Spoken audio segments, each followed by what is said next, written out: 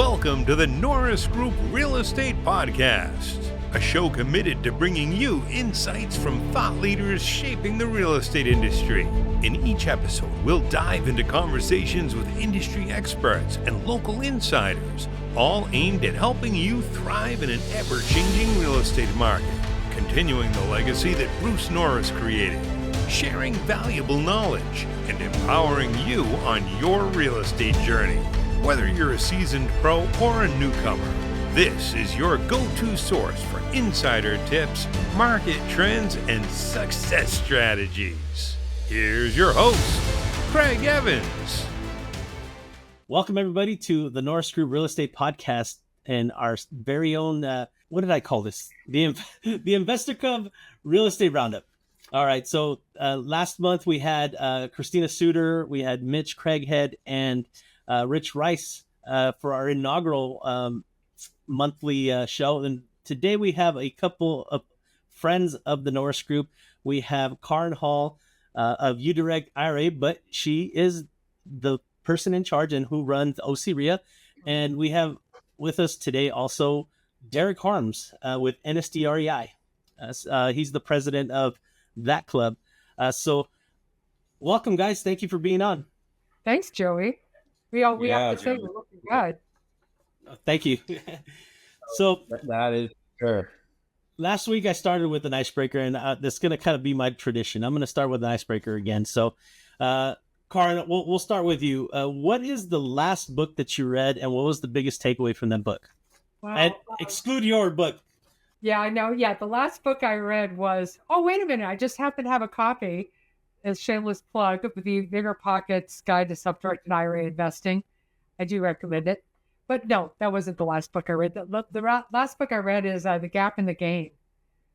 And that is, it was a good book. It was a timely book to read. It's really about mindset, and it's about not focusing on, I've got this ideal up here, but I'm not measuring up to my ideal and beating yourself up. It's about how far have you come?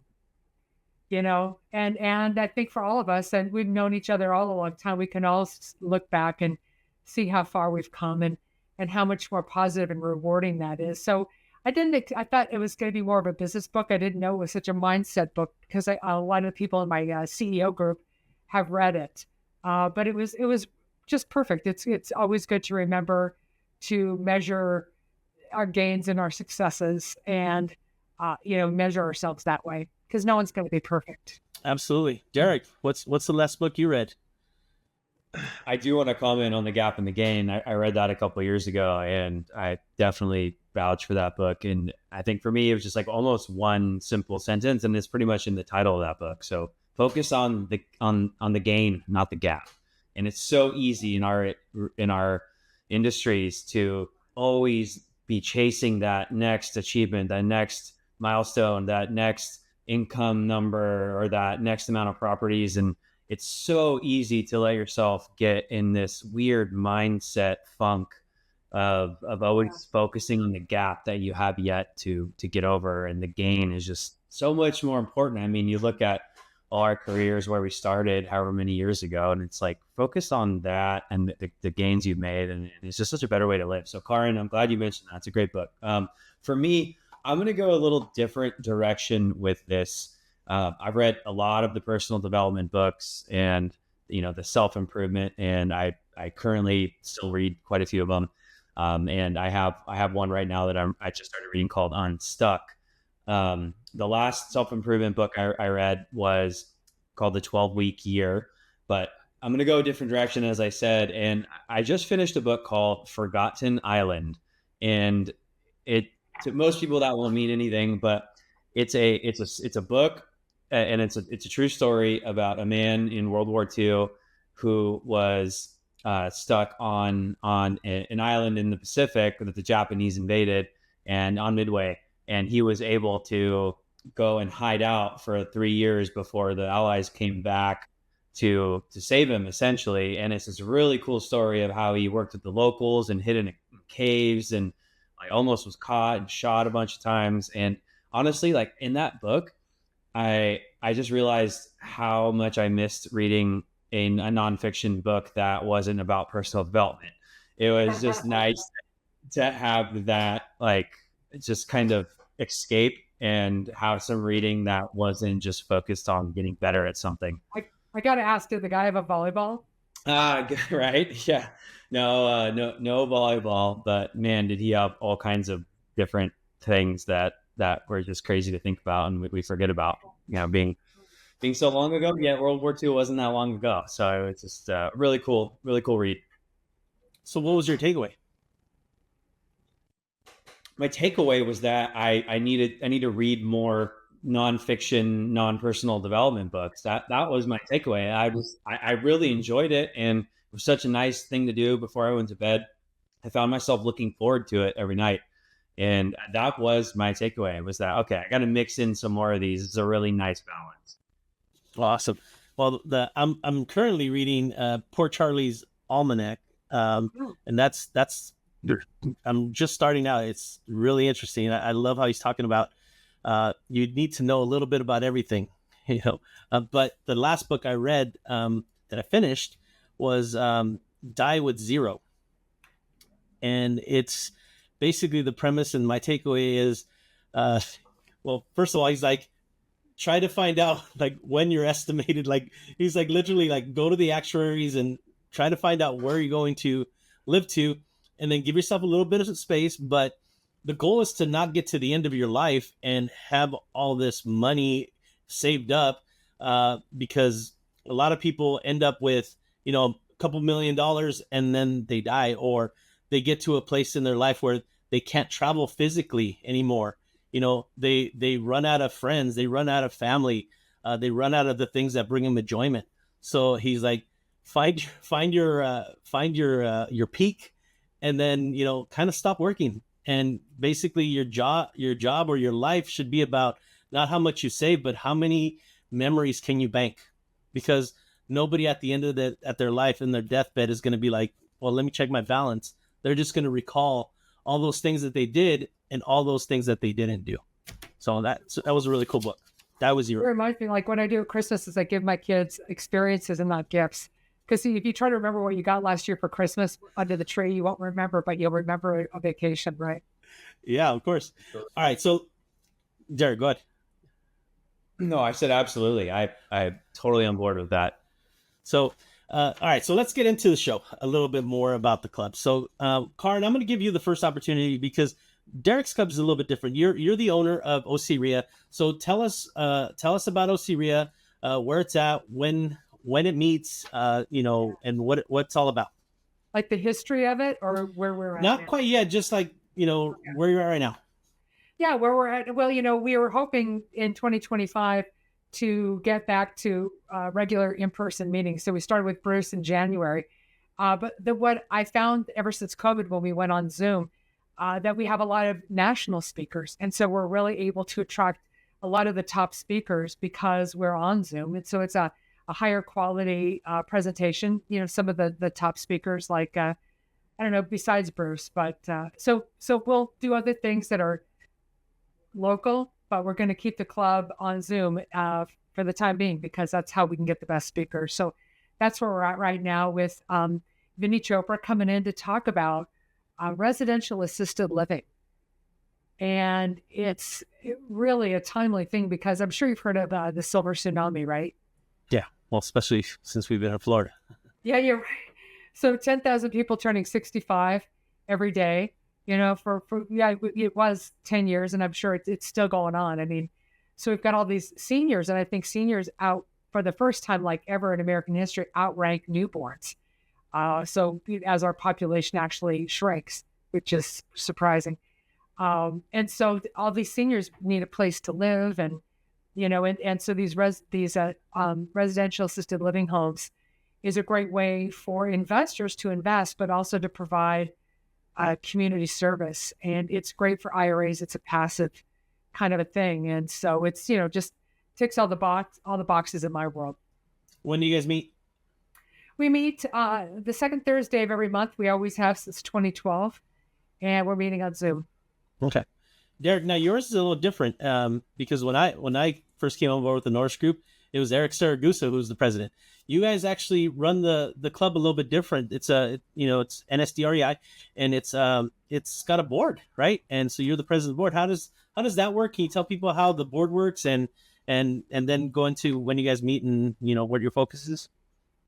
Yeah, absolutely. I'm glad you mentioned that because I do hear people incorrectly call it my club, right? Derek, your club. And I know that's just people saying that because I'm the face of it in front of our audiences and on our Zoom calls, et cetera. But it truly is a cumulative group effort. We do have a board of directors. There's 9 of us, and it takes every one of us and all of our energies and efforts to keep the quality that we like to think that we have. And it really is a blessing to work alongside so many great people. And, people sometimes forget that, we are a legitimate 501c6 nonprofit organization, and all of us are volunteers, and we donate our time and energy and efforts to keep this thing going. And I'm really grateful to be a part of it and to have such a great group, because when you get into the weeds of these things, right, there's the location, you have to deal with the food and the drinks and the payments and the lights and the projectors and the screens and audio video and the financials and the nonprofit reportings and like all this stuff, right? That like people who show up, come and do some networking, have a drink and learn something that night and maybe make a relationship or two and then to move on. It's really easy to not remember like, oh, hey, there is a lot of energy that goes into this. And not to say that from a negative perspective, but from a grateful place. Like I am grateful for all of us on the board that are willing to do that. And we meet the third Tuesday of every month in Vista at the Shadow Ridge Golf Club, I should say. Vista is in North County, San Diego. The NSDREI acronym is North San Diego Real Estate Investor Association. Kind of a lot of words there, but our name depicts who we are, North San Diego Real Estate Investors.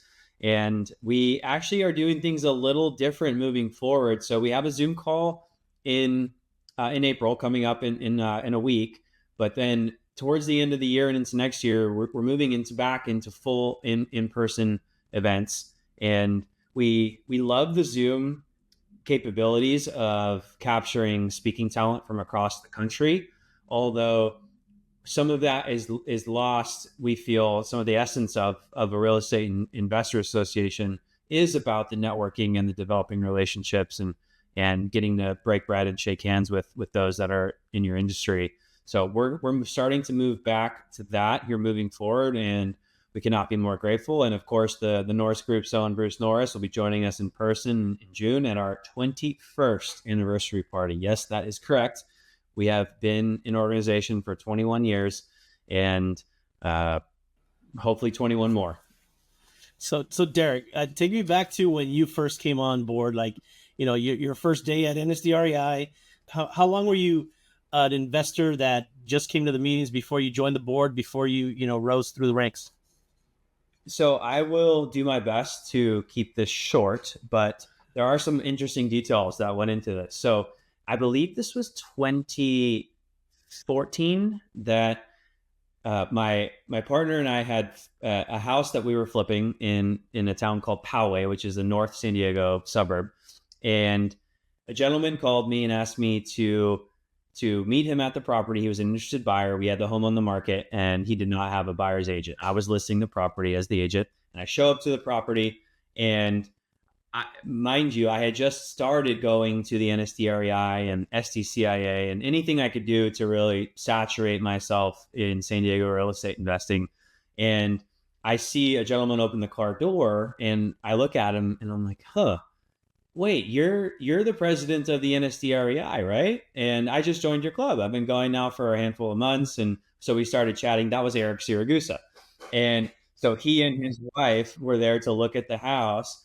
And we ended up getting multiple offers, and it didn't end up working out for Eric and Susan. But what did work out was I knew that there was a situation across the street with an agent friend of mine. It was a divorce situation, and ended up calling that agent, and we worked out a deal to where Eric and Susan bought that house, and they lived there for many years. And it was a really sticky, tricky transaction with a lot of hair on it. And we ended up getting the deal done. And after that, Eric was like, hey, I really like the way you handled that transaction. Would you be interested in potentially helping out on the board a little bit more? And it didn't start as an official board position. I was helping out with marketing. And then I believe that I was doing that for a year, maybe more than that. And then a board position opened up and they voted me on the board. And I believe in 2021 was when Eric formally moved to Florida and vacated the president spot. Eric is still a very cherished member of our board of directors, and we appreciate all his years of insight and experience and input. But now I've been the president now for the last 4 years. This will be the fourth year. So, Kaaren, when did you start OCREIA? Yeah, I started in 2012. And so, I'd started uDirect IRA services in 2009. And then REIA, when you have a REIA, which is a Real Estate Investor Association, it's a part of a national group called, National REIA, obviously. And so there's a REIA in every MSA, major statistical area, metro statistical area, something like that. So the REIA for Orange County, well, I got a call and the people from National REIA were saying, yeah, we want you to open the one in Orange County. And I said, no. Like I've got 2 kids, I'm raising 2 kids, and I've got this, business, and I just don't have bandwidth. And so they kept talking to me, well, why don't you come to, what is it? It's Seattle. It's Bellevue, Washington. It's so beautiful. We're having a conference. Come over to Washington and to Seattle and come to this conference. So I did, after telling them no numerous times. So I go to this huge conference, and there's a speaker way there up in the front, and it's getting toward the end there. And as they're saying the closing comments, the speaker from the front says, and we would like to welcome our newest club president, Kaaren Hall. Oh, it's just volunteers. So I thought, well, what the heck, and just kind of dug in, got a website, got the marketing, and everything, found a venue, which we used the whole time. It was, the Avenue of the Arts Hotel in Costa Mesa. What a great venue, right by the Symphony Hall and everything. And so we met there for years and years up until 2020 COVID. And then now when Bruce was in town, we came back. Wow, that was something, dusting off the equipment. But that's a lot of years, that's like 12 plus years. We're in our 13th year of meeting every Thursday, every second Thursday of the month. Well, I got to commend both of you, because it's not easy. I know it's just a monthly, you can say it's just a monthly gig, but to put that all together, sometimes, I'm scrambling to get just a guest on the podcast. It's not easy all the time. So for you guys to be doing it for that long, and just the impact that you're having on everybody, it's great. So Derek, who's attending your meetings? Is it realtors? Is it brand new investors, seasoned vets? What's your demographics like? So we like to take the temperature of the room pretty often, and I would say it's a myriad of all kinds of different folks. We have some really experienced investors with huge portfolios, and a lot of first timers who've never done a deal, and then really every type of investor in between, 1 to 2 deals, 10, 20. And I think that's what's great about it, is that you can get in a room where you can make some connections for people to learn and to absorb some of the knowledge that some of these guys possess from being in the trenches for so long. We have realtors, we have tradesmen, such as contractors or real estate photographers or staging companies, et cetera. So it really is everything real estate. And, you do get a lot of the retail side. So realtors, et cetera. But what I like about that is that being a realtor is a really good path to becoming your own investor, and you have access to inventory. And I believe you and I and Bruce talked about this on a podcast a couple of years ago. It's about that kind of natural trajectory that you can take having the realtor background. And so we really do look forward to having all different demographics show up. And we always ask people at the beginning of each meeting to raise their hand if it was their first time. And we're always blessed to see how many times people raise their hand and have come to the club for the first time. And it really puts a smile on your face. Kaaren, same question. Who's coming to OCREIA? Yeah, well, I don't see them because they're on Zoom, right? But a lot of times it's a self-directed IRA investor too, since we've got that tie-in, and people who are trying to learn about real estate investing. And so we talk about all the aspects of it. I know NSDREI does as well, but like bringing in Keystone CPA to talk about tax or maybe cost seg, or talking about the different asset classes as well. So it's largely investors, and they've always got really great questions. But I love what Derek said about having a career in real estate, how that leads to being a good investor. That's my background as well, is real estate. And it's just a fascinating way to build wealth. I think if I could just back up a little bit, when in 2012, you may remember, obviously, the Great Recession, and you could buy properties on tape. Remember that?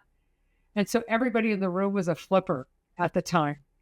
That was the audience, and people were buying properties for $40,000, $50,000 all over the country. And it was really the Wild West, it seemed, or you could just crazy. You could buy so much property.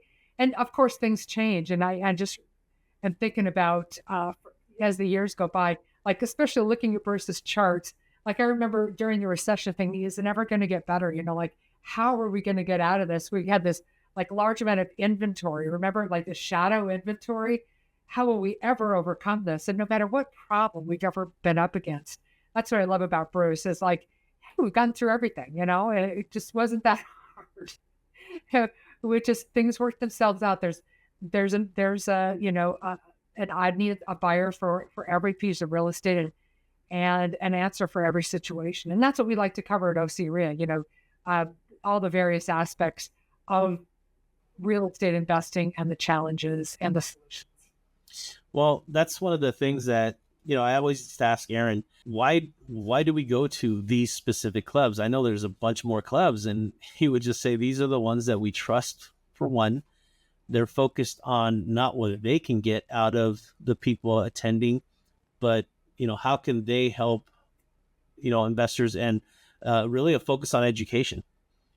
I know, Kaaren, you still do a little bit of a local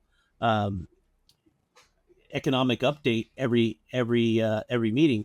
And Derek, I know you've been a data guy forever. So my next question, and Kaaren, you guys live in kind of like you guys have an interesting pocket. I love the way that San Diego describes itself. But Kaaren, I'm going to ask you first, what's unique about investing in Orange County? That you don't do it. I'm just kidding. Unless you're Lynn He, it's tough. Orange County, it's tough to cash flow. There's just no question. Just a lot like San Diego too, but the values are very high. So people are doing interesting things, and we'll have meetings about this. For example, ADUs.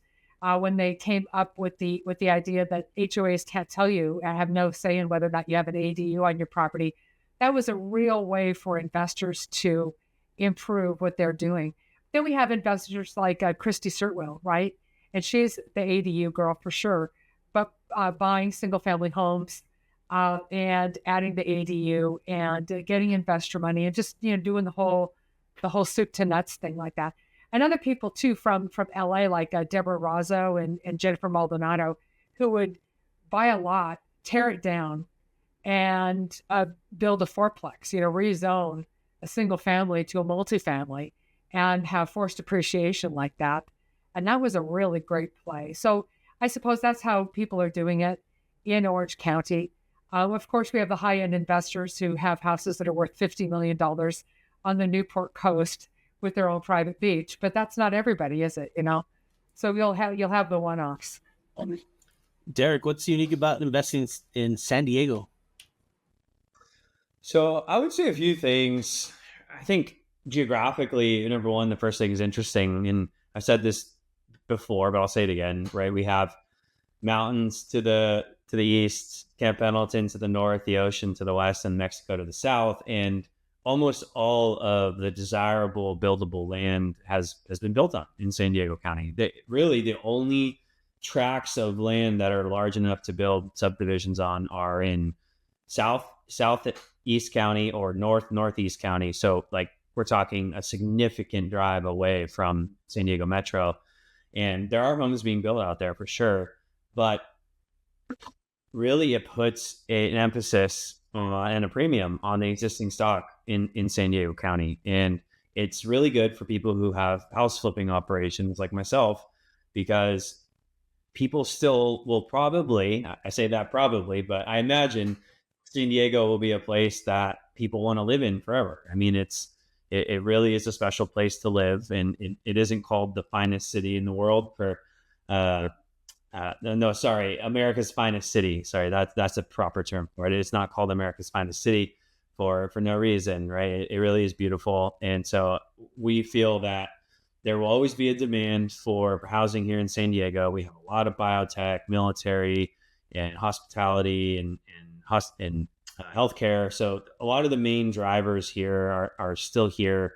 And so we feel that there will be a demand for San Diego for a long time. But keep in mind, San Diego, along with every market, really, that's what I love about real estate investing. If you're picking off one property, two properties here and there, it's an imperfect market, and you can always find a deal if you make enough offers, if you know how to negotiate, if you know the right people. And it's not like you're going on Charles Schwab and trading a stock, a share of NVIDIA, where it's going to be the same price throughout the country. No, if you know how to work a deal, you can always find something. It's harder to do right now, that's for sure. We're seeing a tighter market right now, and you have to be razor sharp with your underwriting, but it's totally doable. I mean, we're still buying properties every month, and we're comfortable and confident that we'll always be able to.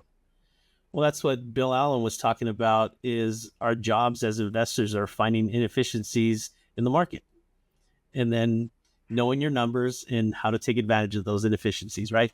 You remind me of Pete Fortunato. Why would you sell a beautiful home like this? Yeah, exactly. All right, everybody, that's going to do it for part 1 of our Investor Club Roundup show. Please stay tuned next week for part 2. See you then. For more information on hard money loans, trust deed investing, and upcoming events with the Norris Group, check out thenorrisgroup.com. For more information on passive investing through the DBL Capital Real Estate Investment Fund, please visit dblcapital.com. The Norris Group originates and services loans in California and Florida under the California DRE license 01219911, Florida Mortgage Lender license 1577, and NMLS license 1623669. For more information on hard money lending, go to thenorrisgroup.com and click the Hard Money tab.